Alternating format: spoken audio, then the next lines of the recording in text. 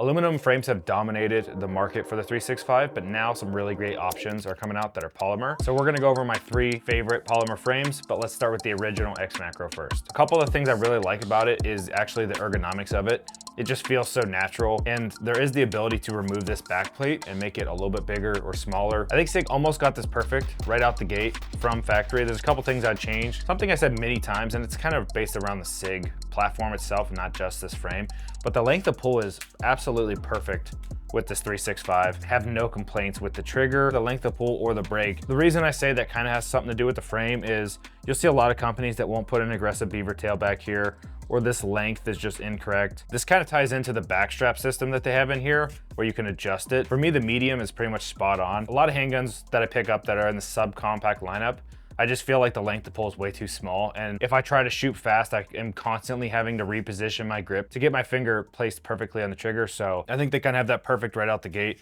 Another thing that's perfect is the grip texture. It's not so fine that it doesn't do anything, but it's fine enough that you don't feel a bunch of coarse texture in your hand. Pretty much riding the line of perfect for concealed carry, which is what this gun is for. It fully wraps around the frame, making this thing feel planted when you shoot, so that is perfect. Something I think the 365 XMacro Frame did really well was the beaver tail.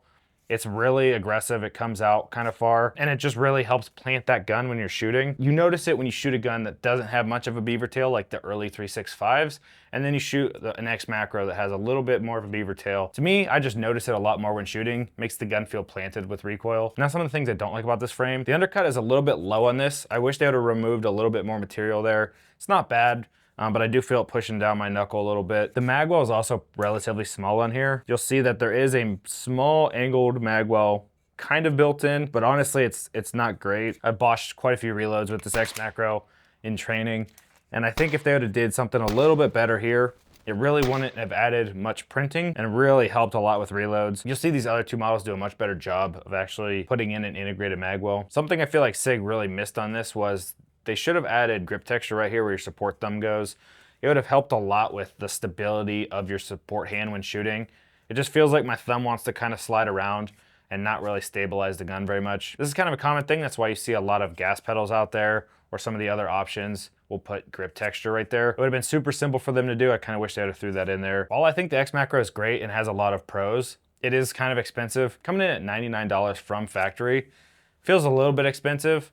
They've kind of changed the entire market with this, so I'm not being too critical. Before this, the 365 had a really small frame. To me, it wasn't a perfect gun, and what really made me interested in the 365 again was this XMacro frame. So I'm more than willing to pay $99, but there's a lot of people out there that $99 is a bit steep, but honestly, I would say it's one of the more important upgrades to your gun. Not only does it give you extra capacity with 17 rounds, but it's just gonna make the 365 feel like a completely different gun. Up next is the Wilson Combat XMacro Frame. This is very similar to the stock XMacro Frame, but there's a couple key differences with the ergonomics and the grip texture that I think makes it unique enough that it's definitely worth looking at. With this frame, the grip texture is completely different than stock. It is very coarse. It's definitely been engineered to dig into your hand when shooting, but not for appendix carry. When you present the pistol, you'll feel these little lines digging and locking into your hand. When you run your hand across it, like it would be touching your skin, it feels really smooth.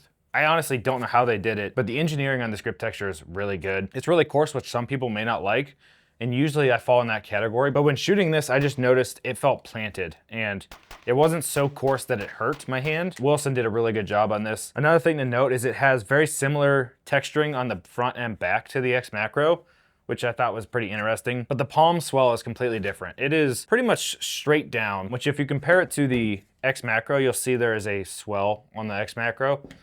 This gives it a 1911 vibe, which is not surprising since Wilson Combat is known for their 1911s. And I enjoy it a lot more than I thought I would. I usually like a very ergonomic feeling frame. Usually that's a lot of swells and curves. So with this being perfectly straight, I didn't think I'd like it, but honestly, comparing it to these other 3 models, it's probably one of the more comfortable ones to shoot. There's a couple things that roll over from the XMacro that didn't change here. The undercut is pretty much the exact same, but doesn't push down quite as hard on my knuckle. It's a little bit more forgiving, so keep that in mind. I will say I like the undercut a little bit more. It's very minute of a difference, but when you're looking at something that is so similar, you kind of have to be picky.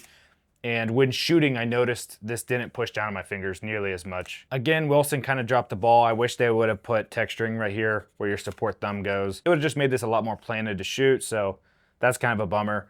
But one thing they did do that was phenomenal is the magwell on here is a big funnel, and it really doesn't protrude too much out the sides. This would definitely not impact printing at all with how small the 365 is. And this definitely helped with reloads. It is a lot bigger of a funnel and it is a much bigger target to hit. The way these radiuses are, it just guides the mag in perfectly. So they did a really good job with this integrated magwell, probably better than some of the other options I've seen. So besides those differences, this isn't that much different than the original XMacro. Coming in at $77. With how much engineering has been done with the grip texture and the magwell, I'm pretty surprised they could come in at that price.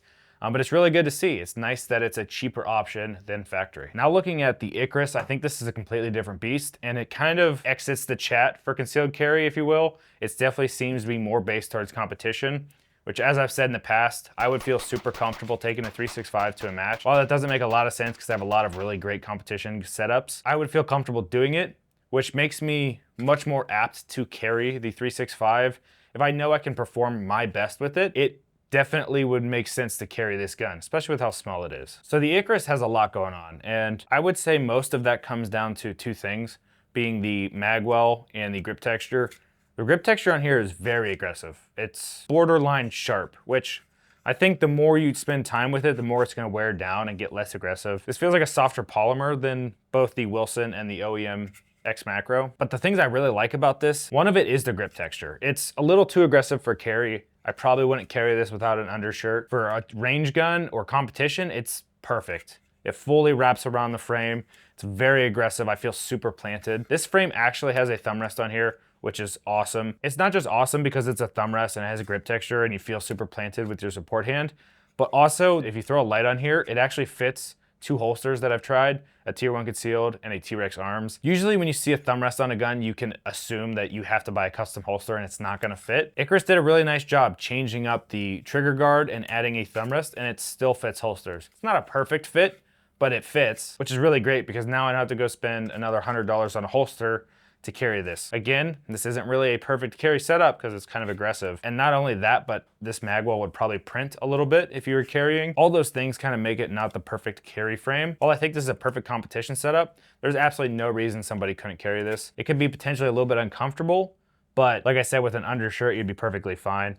I am actually going to be carrying this frame just to see what it feels like. So we might drop a community post in the future to give you guys my opinion on how this actually carries. I can't speak too much on it. Just from what I feel, this is pretty aggressive for concealed carry, rubbing up against your skin. So go ahead and subscribe to keep an eye out for that. It's a community post. Will probably be in a month or two after I get some time behind this. One of the big things I think Icarus nailed with this is the undercut. I do not feel any pushing or pinching on my bottom fingers here. It feels very comfortable. The palm swell in the back also feels very natural. It's not interchangeable like the XMacro, which makes sense seeing how complex this frame is. This integrated magwell looks phenomenal and works even better. I don't know if I could butch a reload if I tried with this. It's incredibly big for a 365 mag, which would really be good for competition. Honestly, if you were gonna carry this with how small this 365 is, and if you had a good setup, you might not see too much printing with this. But just know it is a very aggressive magwell, and there's a pretty good chance if you're wearing a thin, tight shirt, you might print with this. When you're looking at the price of the Icarus Polymer Air, it's $129. I think that's very fair. This is a very customly engineered frame that adds a lot. I think the thumb rest alone adds a lot of capability and really made me interested in the Polymer Air. The grip texture is really good and has a built-in magwell. I think they added a lot of perks into this frame, and I think $129 is super fair. All the XMacro frames have a spot for a weapon light. That's one of the key features to the XMacro. So keep that in mind when you're looking at these frames. All of them are gonna be light compatible, and if you're gonna carry a gun, I do recommend you carrying a weapon light. It's just gonna have so many more benefits. We've done a lot of videos talking about this. We've only tested holster compatibility with the light bearing option. I'm not sure how these holsters would work without a weapon light in XMacro holsters, so keep that in mind. But both the Icarus and the Wilson do work in the OEM XMacro holsters. I think that's just a big selling point for Polymer frames moving forward. SIG kind of nailed it with the XMacro, and for a company to come in and make a product that is trying to replicate what SIG did with the frame, you kind of have to make it work with existing infrastructure. Nobody wants to buy a holster for an XMacro, run it for a month, find a new cool frame, buy it, and then have to buy another holster. Spending hundreds of dollars just for one little change is kind of silly. So I think Icarus and Wilson did a really good job following those constraints and thinking about the consumer when they produce these frames. That's probably the biggest thing to keep in mind when you're looking at a 365 frame. Does it fit my holster? how aggressive is the grip texture, and how ergonomic it is. Those are kind of the key 3 things to look at. I think all of these are great options. And if I had to pick just one, I'd probably end up choosing this Wilson frame over the XMacro simply because of the built-in magwell and the grip texture. I think they spent a lot of time figuring out how to make this grip texture work, and I think they got it perfect. And on top of that, it's $20 cheaper than the XMacro frame. So I think there's just some more engineering done on this frame. I think it does a couple things better. While they may be a little bit more difficult to get at times, I think Wilson might have done a little bit better job on this. I really don't think you can go wrong with any 3 of these frames. It's gonna depend on what your use case is. Even though I chose the Wilson as my favorite, I still love the original XMacro. But if you guys like this video, we'd appreciate a like and subscribe, and we'll see you next time.